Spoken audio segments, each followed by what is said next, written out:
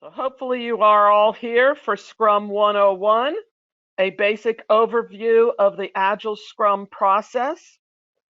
I know that Scrum's been around for quite a while now, but I don't think it ever hurts to go back to the basics and review. And for some of you, you may just be starting to convert to some of the Agile processes. You may be picking up a few things. Others of you may be doing very traditional software development still. So this may be new to you and be your first introduction.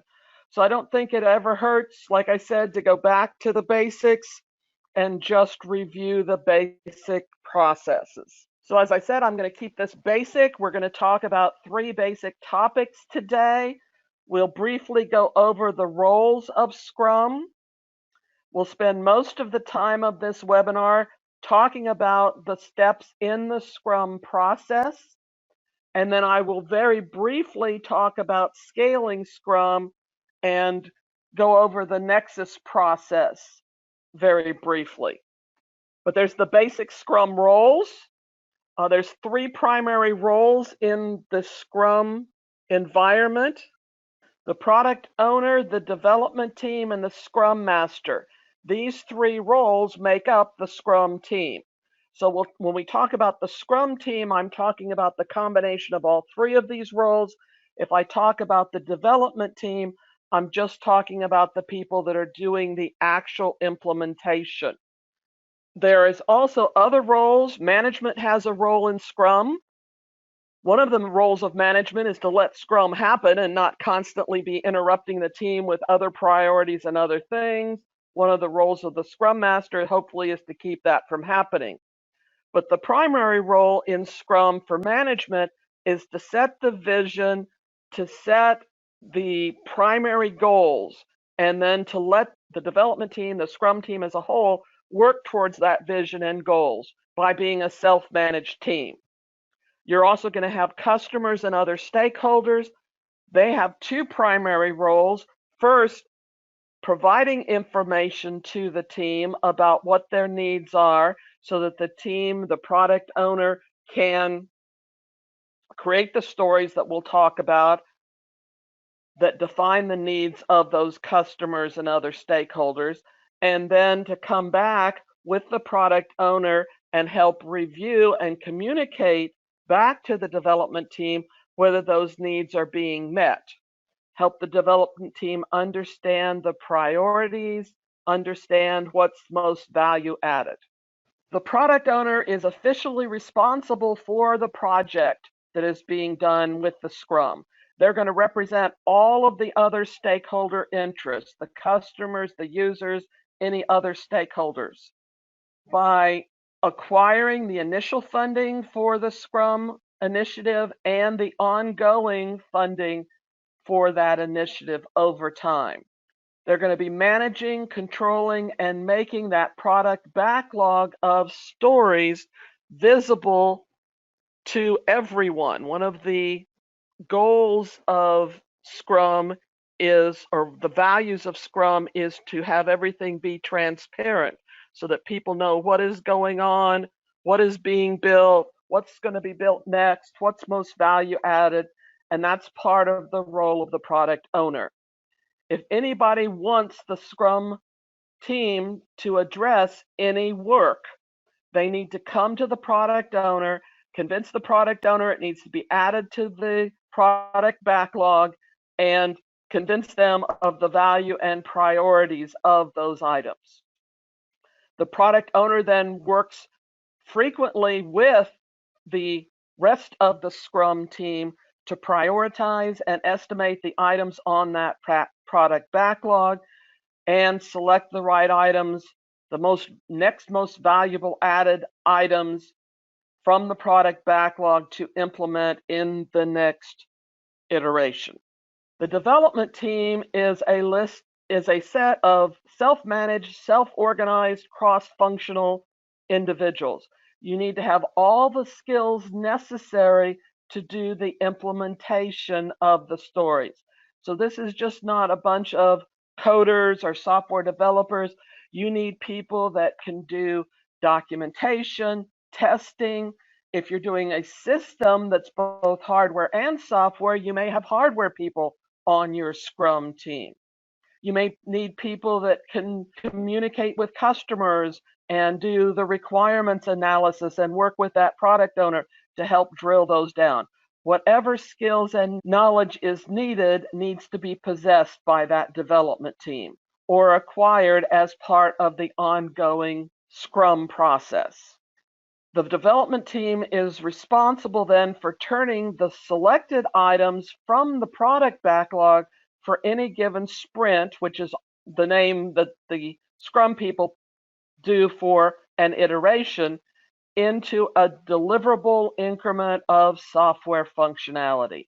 They're responsible for the success of each individual iteration and the project as a whole. Again, the product owner is responsible for the project in that they're going to be directing it and helping manage it and setting the directions and the goals.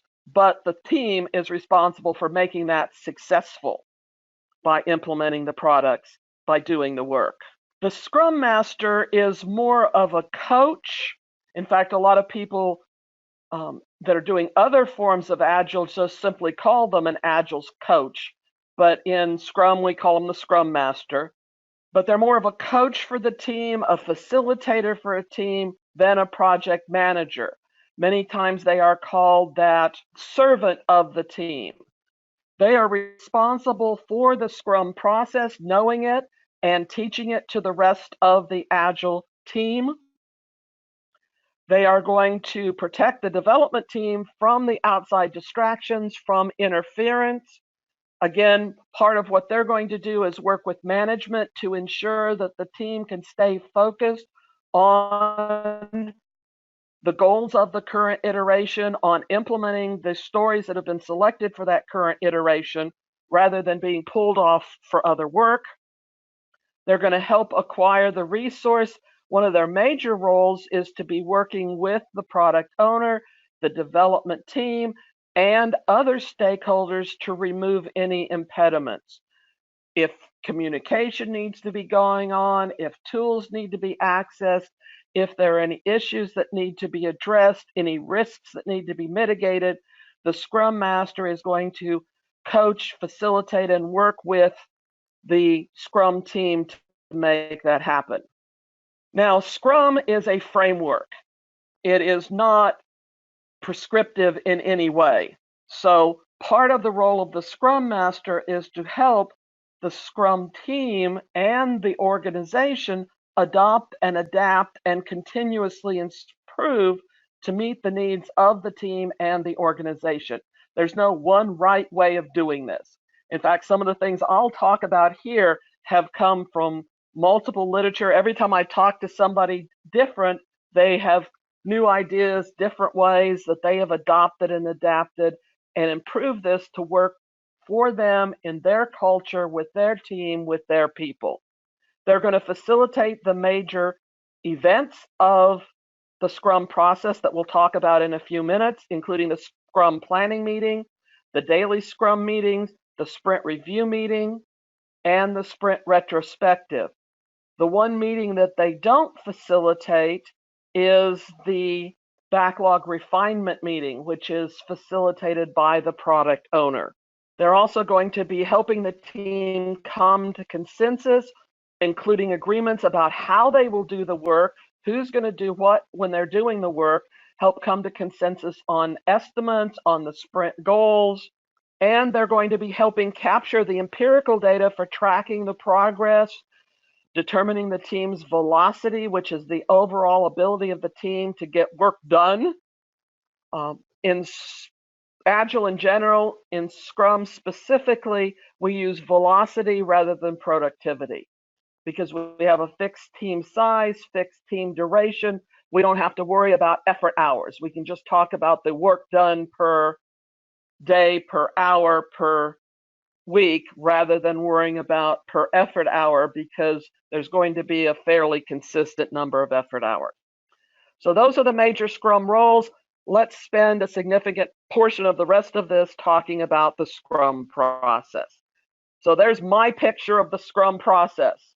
And we'll talk, this is like the overview first, and then we'll talk about each of these processes.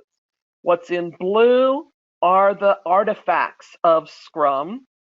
What is in yellow are the major events.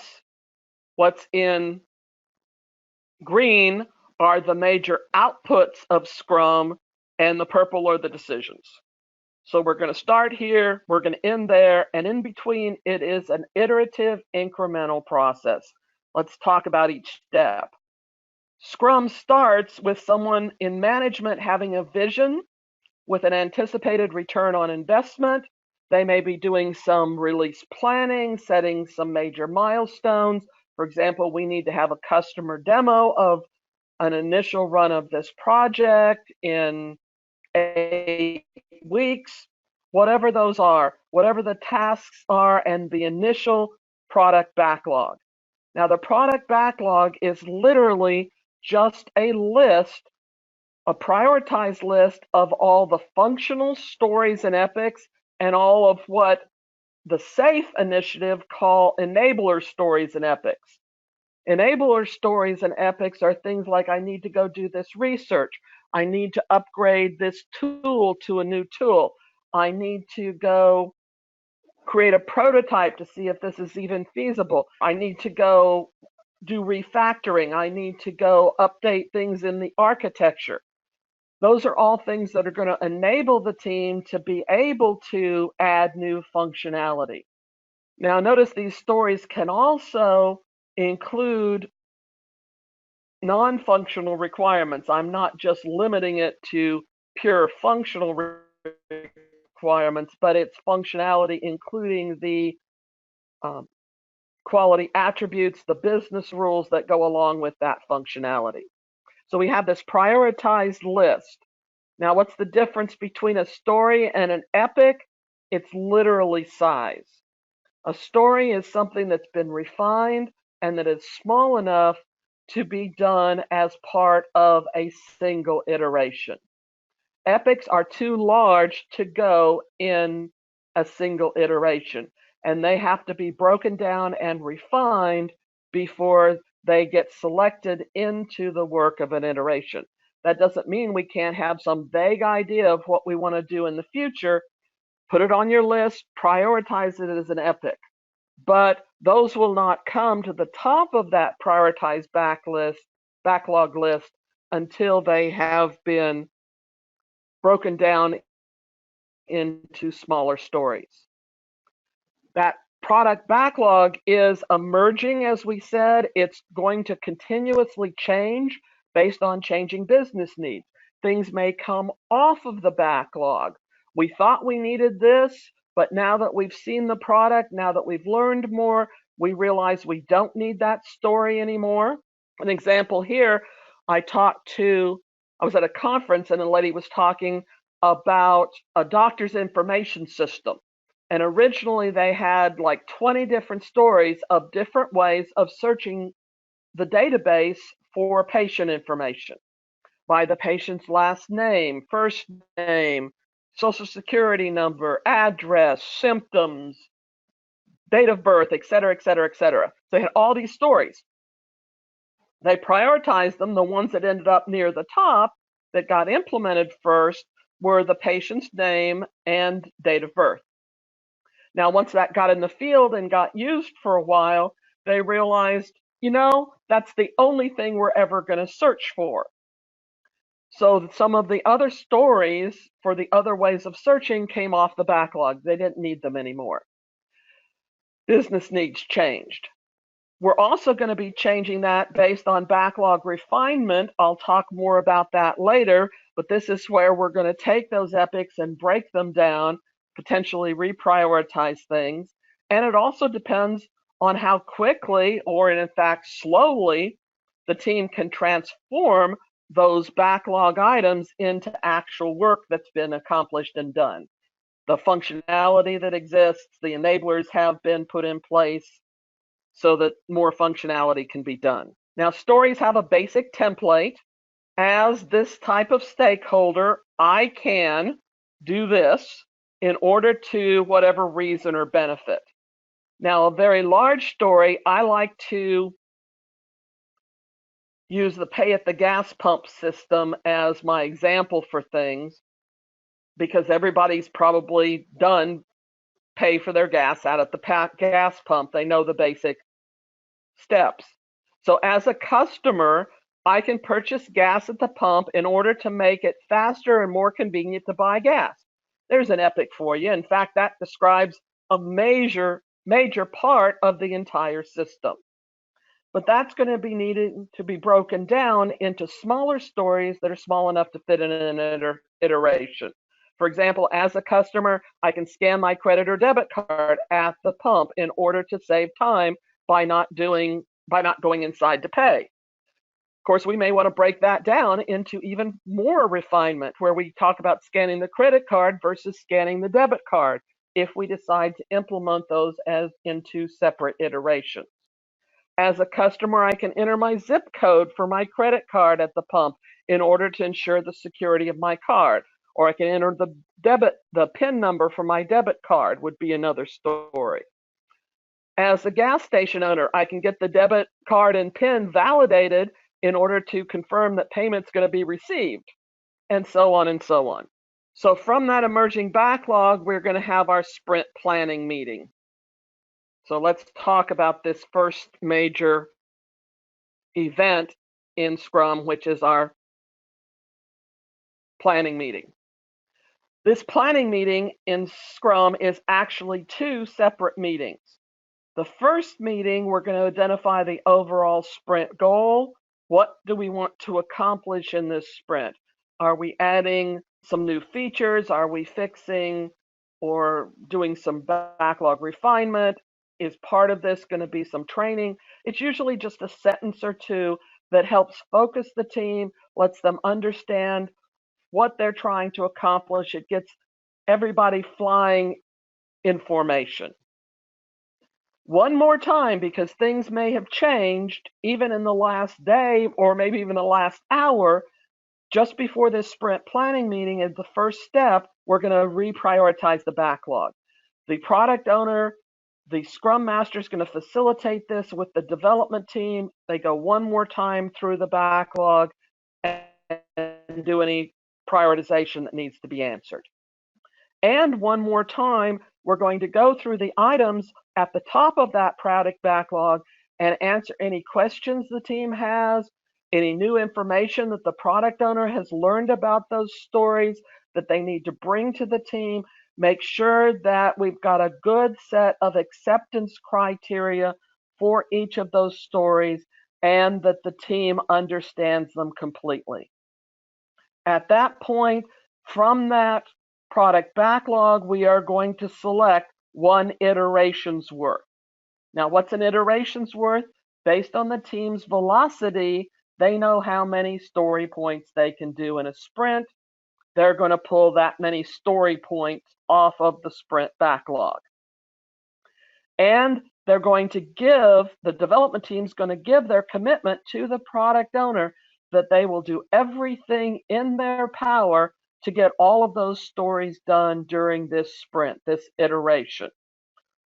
If for some reason that's not going to happen, they also give their commitment to the product owner that they will notify them absolutely as soon as they know about it. They will escalate to the product owner any issues if there's a reason that they may not be able to finish all the stories, but they're committing to doing that work. The second half of the meeting, or a second meeting, it doesn't have to be back to back, although we usually do it that way. We're going to translate each of those stories then into the tasks in the sprint backlog that the team is going to do to implement that story. For example, this first story, maybe we have to write 2 pieces of code. We need to automate new test cases, design those test cases and automate them. Story 2 might require some documentation updates, maybe the refactoring of part of the code, whatever is appropriate to accomplish those tasks. If it's an enabler type task, It may include installing new tools or a new version of the tool. It may include fixing a defect from operations, whatever those tasks are. We try to be as comprehensive as possible with these tasks, but we don't know it all up front. There's going to be continuous learning, so we may add to this task list as we go through and do the actual conducting of the sprint itself. And then we're going to estimate the effort for each task. Now, this comes from Mike Cohen's work. He talks about estimating in story points, and many people that have implemented Scrum stop at story points and they estimate the stories in story points. But Mike Cohen recommends that you go further, and once you've got this list of tasks, you estimate the effort hours on those tasks, again, using your planning poker or other team estimation techniques so that you can do a further refinement of your activities and do a second balancing to make sure that we're not over committing the team to more effort than they believe they can handle now that we've broken these things down into tasks, making sure that we've selected a set of stories we can commit to. So the first step is going to be to prioritize that backlog. We may switch some things around. Then we're going to start selecting stories until we have as many stories as the team can commit to complete during that iteration. Now, I'll talk later very, very briefly about the SAFe, the Scaled Agile Framework for Lean Enterprises. One of the things that they do is they actually select a little bit more than they can commit to. They pick these 3 stories we can commit to, and then we've got this stretch story that if everything goes really well, maybe we can get that one done too. If not, we've done everything we've committed to. So we're going to select those stories. Then during the second half of the meeting, we're going to come up with a list of tasks for each of those stories. And one more time through planning poker, estimate how much effort there is for each of those stories, add those all up and make sure that it matches up with the effort hours that are going to be available to the Scrum team during that one iteration. And the last thing that's going to happen in the sprint planning meeting is the team is going to select the first set of activities that they're going to work on that day. Maybe George and Cindy pick the 8-hour task and they're going to work on that today. Somebody else may pick the 13-hour task. Someone else may pick the 3-hour task. This is what the team's going to work on today. And then we go implement the sprint with what's called the Scrum skeleton. This is the iterative cycle. The major input to this is that selected sprint backlog with all the tasks we're going to do. The output from it is a completed, potentially deliverable increment of functionality. Now there's 2 parts to this. The first one is the iteration. So each day, the Scrum development team works. If they need any help or if they have any questions, the product owner is available to them. But typically the product owner is not there in the room, quote unquote. In fact, the product owner may be the product owner of more than one team. Although I find it quite beneficial to have a dedicated product owner so that they're available to us when we need them. So you do the work for a day, and then every day you get together in the daily Scrum meeting. What happens in the daily Scrum meeting? This is typically a 15-minute meeting. A lot of people talk about it being a stand-up meeting. Now, for those of us that are handicapped, it's hard for me to stand up for 15 minutes, but the whole idea is short, sweet, concise meetings. It has very specific things that you're going to talk about in the meeting, and only the people that are on the Scrum team talk in these meetings. Other stakeholders, the management, the customer, whoever, is more than welcome to come listen. Remember, we want that transparency. So if anybody wants to know what the status is, they can come listen. But they don't talk, they don't interfere, they don't interrupt. And each Scrum member is going to then talk about, each development team member, what they did since the last Scrum, what they've accomplished. Now, this is, again, we don't want a status report, but what we want to do is we want to be talking about, we finished this, we worked on that, we're this far done, whatever, and what you plan to do the next day. Now, the next 24 hours or the next 8 hours of work, if you hold your, some people hold the daily Scrum meeting first thing in the day, some people in the middle, some people in the end of the day. So whatever's appropriate for you. But if you're holding it, for example, in the middle of the day, this is what are we going to do this afternoon and tomorrow morning before the next Scrum meeting. And finally, are there any impediments? Are there any issues that are standing in the way? We hold these to 15 minutes because that's all we talk about. If there's any issues, if there's any impediments, we deal with those outside the meeting. The right people get together and everybody else goes back to work. So here we are up our Scrum board. One of the reasons we stand up is so we can all gather around our task board. And we've got our selected stories. We're working on that first story. We have the in progress stuff from yesterday. If this is our first meeting, that came from the stuff we said we were going to do at the end of our sprint planning meeting. Each person gets up. The first person says, I completed this task, or maybe this is George and Cindy, and we completed this task. We thought it was going to take us 8 hours. It only took us 6. The next person says, and we're going to work together again and pick the 3 and 1 hour task to work on tomorrow. Somebody else says, I worked on this 13-hour task. I've spent 5 hours on it so far. And now that I've gotten into it, it's a little bigger than I thought. I think I've got 10 effort hours left. Next person speaks and says, I finished that 3-hour task and I'm going to grab this 5-hour task to do for tomorrow. And oh, by the way, while I was doing that 3-hour task, I realized we completely forgot about this other task that we need to be doing.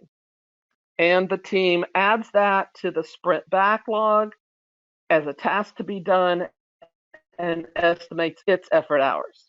Once everybody's finished, this is literally a living priority board that people can come to know exactly what's in progress, exactly what's finished, exactly what's on the backlog.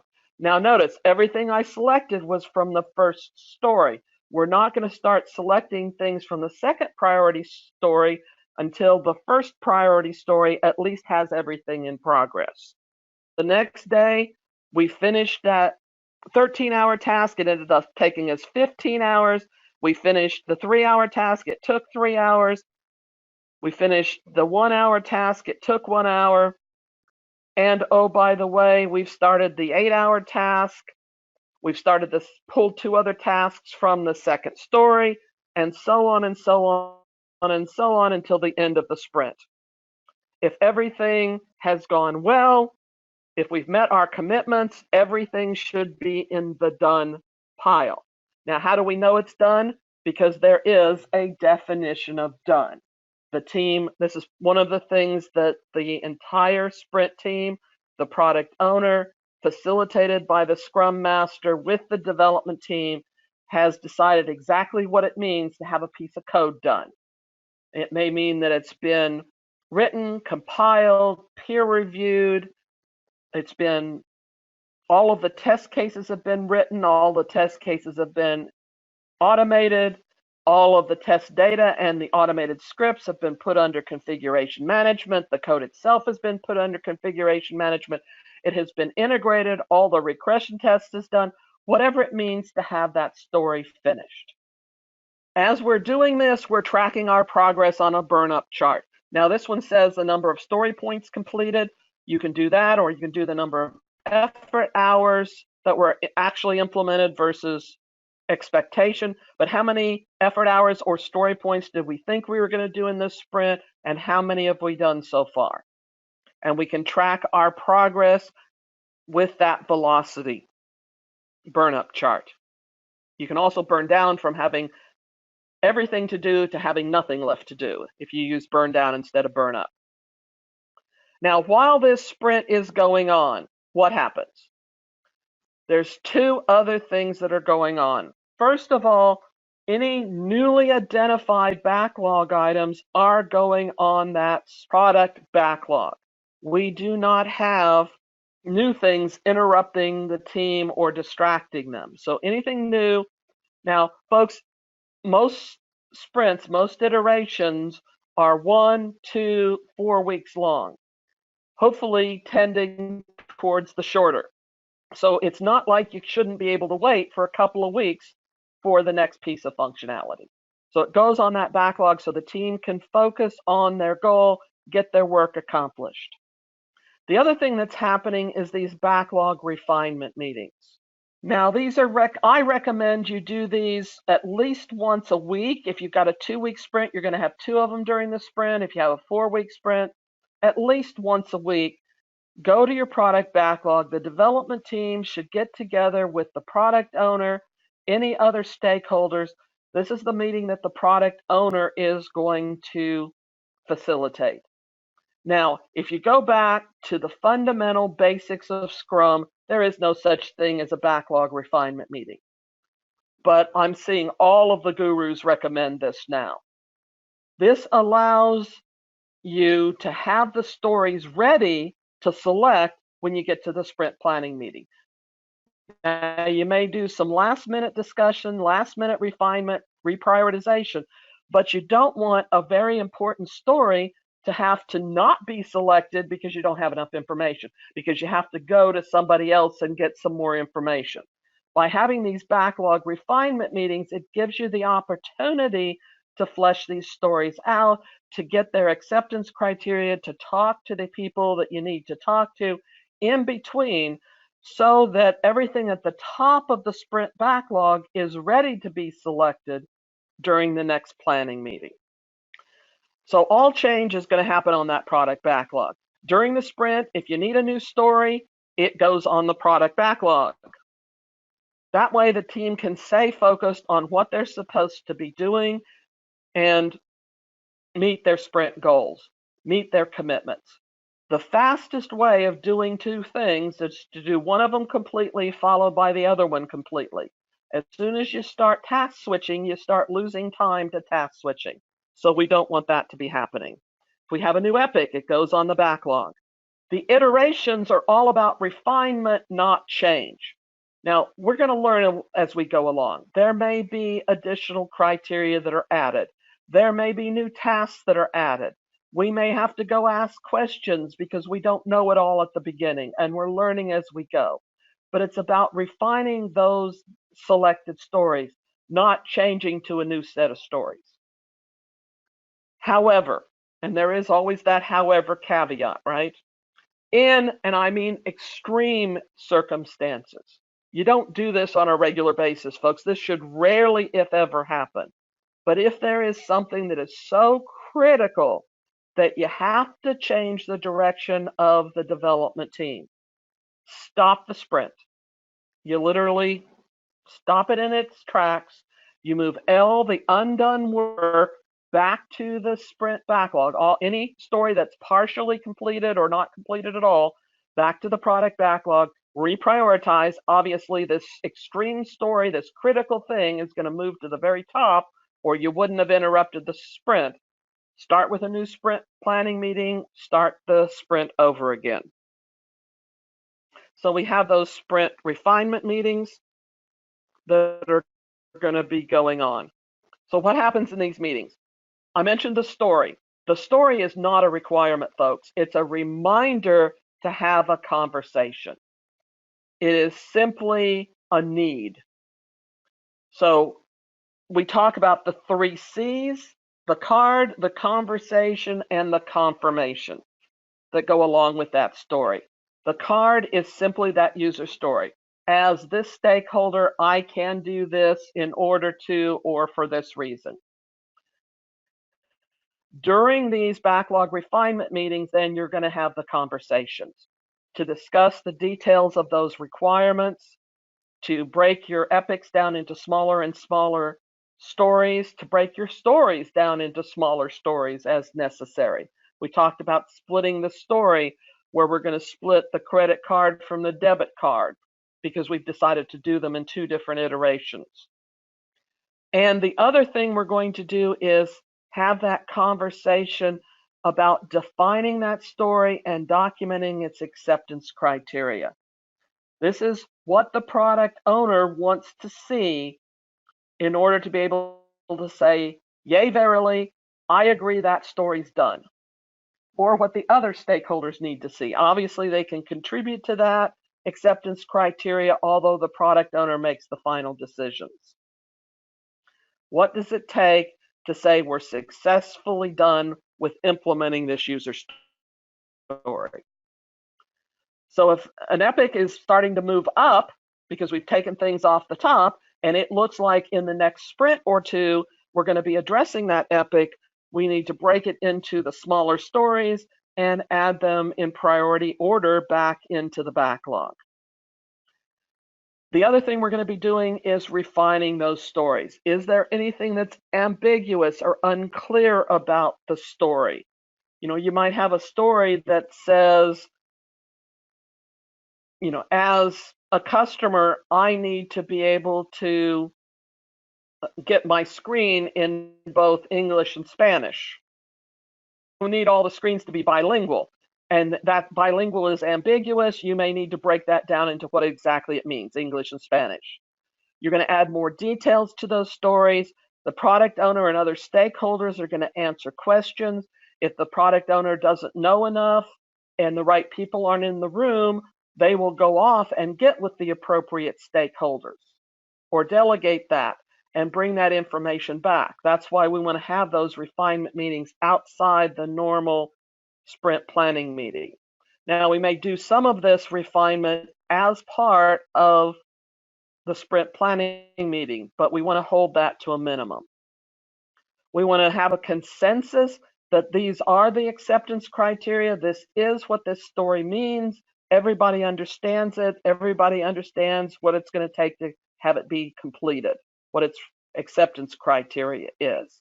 And we're going to reprioritize as we're doing this so that we can minimize the amount of effort in that sprint planning meeting. We may shuffle a few things based on last-minute changes, but the basic priorities have been established. Now, what happens when the sprint is over? Again, 1 week, 2 weeks, 4 weeks, and we're done. Out of that comes that increment of potentially shippable functionality. And the next event facilitated by the Scrum Master is the sprint review meeting. On the last day of the sprint, there's this informal meeting called a sprint review meeting. This is where you deliver and accept that increment of new functionality.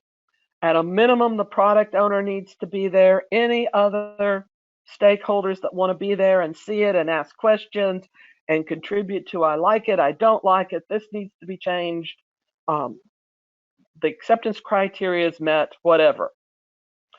And we're going to be collaborating on some basic decisions here. Is this increment of functionality ready to be moved into deployment, into production? Is there any new functionality now that we've seen this? We realize, oh, wait a minute, there's some new idea that I hadn't even thought of till I saw this. Now that I see it, I love it, but I want this as well. Or that may remind me of something. Is there any unimplemented functionality? Any of the stories that didn't get completely completed or for some reason have not met their acceptance criteria now that the product owner and other stakeholders have seen them, and they need to be moved back to the product backlog. And the final decision, and we'll talk about this in a minute, is are we done or not?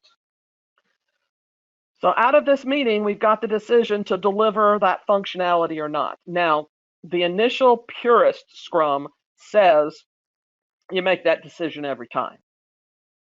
However, more and more people are going to longer term release planning. So we look at a set of features or a group of features because a 1 week sprint or half a dozen 1 week sprints may be not adequate to finish an entire feature or function and have something valuable to ship. So we've got to decide what that minimum viable product is, that minimum viable function is, before we deliver it. And this may mean that we're going to do what we just said, make a decision after each sprint, or it may mean that we're going to do some kind of advanced release sprint planning. For example, the SAFe, the Scaled Agile framework, works on a 5-sprint cycle. I show a 6-sprint cycle here, whatever's appropriate, and release decisions are made based on creating that functionality and releasing on a cadence rather than making decisions at random. One of the advantages of this is that it does give the customers answers to their questions of when am I going to get it? And you can do planning ahead of time. Again, not part of official Scrum, but I'm seeing it used more and more. If there's any issues out of the review meeting, they become issues on the sprint backlog. So if there's anything that didn't get finished, anything that needs to be added, whatever, they go into the backlog for the next iteration. Then you hold the sprint retrospective. This is the meeting that, I like this, mirror, mirror on the wall, how are we doing overall? You're reflecting on what you're doing. You're just not doing the work, you're thinking about how to do the work, how we've done the work, what can we do to do it better next time? What's working for us that we need to continue, what's not working for us that we need to improve. And we look at those, and folks, if all we're doing is making a list of, oh, we need to think about this stuff and do it better, that's not a lesson learned, that's a lesson written down and forgotten about. So we need to actually take action on these. So one more time, if you go back and look at the picture, notice out of this sprint retrospective, we're going to take the top 1 or 2 improvements and actually put them as enabler type stories onto that sprint backlog, if any. So we're going to talk about what we want to stop doing, what do we want to start doing, what do we want to continue doing in these retrospectives. And those improvements go on to that product backlog list as well. So during the sprint review, during the sprint retrospective, the decision has been made, typically during the sprint review, whether or not there's anything left on the backlog that is valuable enough to continue to invest money. Hightower talks about this, he refers it back to poker again, Texas Hold'em. You bet your money, you put your basic money in the pot to even get your cards. Then once you get your cards, you've got more information and you decide whether to continue to bet or whether to fold your hand. Then the flop comes down. We get 3 more cards. You've got more information. You decide whether to continue betting or not or fold your hand. We're doing the same thing every iteration in Scrum. Now that we've implemented this functionality, are we on the right track? Do we need to stop this project and go someplace else instead? Do we need to, what the SAFe people call, pivot and spend our resources or move in another direction? If so, we end the project. So we're constantly reinvesting in this. We don't have a multi-million-dollar project budget. We've got enough for the next several iterations, maybe till the next release if we're doing release planning, or the next couple of releases, but we're constantly reinvesting and deciding whether it's value added to continue. If we do continue, we loop back through the process yet again. We have the next sprint planning meeting, we do the next iteration, and so on and so on and so on, till there is nothing left on the backlog that is worthy of continuing with the next iteration. Now that's the basic Scrum process, but more and more the issue becomes, how do we deal with things that take more than a single Scrum team to do? And this is where we're going to talk about scaling Scrum. Out of the Scrum Alliance has come Nexus. Just to give you a very brief overview of Nexus, this is built on the concept of holding scrums of scrums.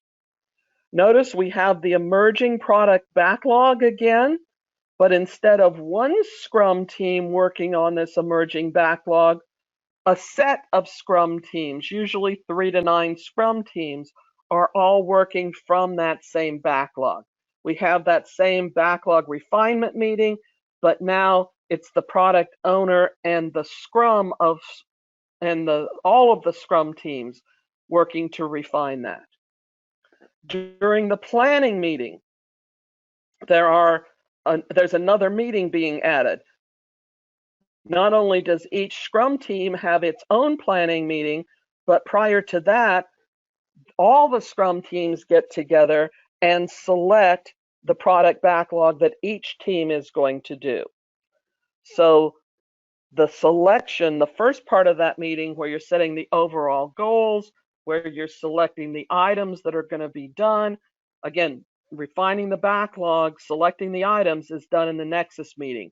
Then each team takes its selected backlog items and goes and does the second half of the meeting where they are refining those down into tasks, etc. That creates the sprint backlog for each team. And each team is then going to be doing its daily iterations, but the entire set of teams is doing a mega iteration at the same time. As each team finishes a story, they're going to integrate that story in with the stories of the other team. So there's a new team now called the Nexus Integration Team that's working with each of the individual teams as appropriate to integrate their work in with the whole, in with the product from previous sprints, as well as the new stories from this sprint, running regression testing, testing the system as a whole. So you've got each team having its daily iteration, followed by its daily Scrum meeting, its stand-up meeting. And then after those stand-up meetings, we have what's called a Scrum of Scrum meetings, where each Scrum team sends representatives together for a daily Scrum. And these people are talking about a summary level view, almost a program level view of, what has my team accomplished since yesterday? Not the level of detail we do down in the Scrum, but how we are moving on completion of each story, which stories have been finished and are ready to integrate. What is our team going to work on this next day, and what impediments at the inner team level, any impediments, any issues, any communications, any dependencies between the teams are being handled there. And again, we go iteration after iteration. Day after day. During the iteration, we cycle through, have the next meeting the next day, and so on until that iteration is complete, and out comes an integrated piece of functionality that all of the Scrum teams have contributed to. And everybody gets together in the Nexus sprint review, including the product owner or owners and the stakeholders. And each team demonstrates their part. The Nexus integration team demonstrates the entire system to ensure that all of the acceptance criteria have been met, that if there's any issues, any concerns, any problems, they will be added back to the backlog. I didn't draw that here, but just like the previous sprint review meetings, any concerns or issues, any unfinished work will go back on the backlog. They'll decide whether or not to deliver, and the retrospective will happen. Notice this one is multiple meetings again. The first thing that will happen is everybody gets together from the Nexus team and goes over what went well on this Scrum of Scrums, what didn't go well, how did we work and communicate together. Then each individual team gets together and talks about team-specific issues, team-specific retrospectives, and then there's a final Nexus retrospective meeting where the team brings its issues back together because the issues of one team may impact another team. There may be things that you can learn from each other. So one more time, the Nexus team gets back together, looks at all these things, and decides what improvements need to be added to the product backlog, if any. So that's the basic concept of Nexus. Now, I've mentioned the scaled Agile framework for lean enterprises. I didn't bother to draw a picture here, but this is a very complex methodology. There's actually 4 different configurations of SAFe, of the scaled Agile framework. At the lowest level, what's called essential SAFe, it's not identical to, because it's bringing lean concepts and XP concepts in as well as just the Scrum concepts, but it's very much the Scrum of Scrums working together to create larger products. The next configuration adds portfolio management at the enterprise level on top of that. Or if you have very large solutions, which are going to require multiple Scrum of Scrum teams, then you have the large solution SAFe, or you can have all combinations where you have the portfolio for large solution SAFe that's basically the Scrum of Scrums of Scrums, in effect, although they don't call it that. So I'm just going to refer you to the fact that there are expansions on this. So that's the basic 101 of Scrum.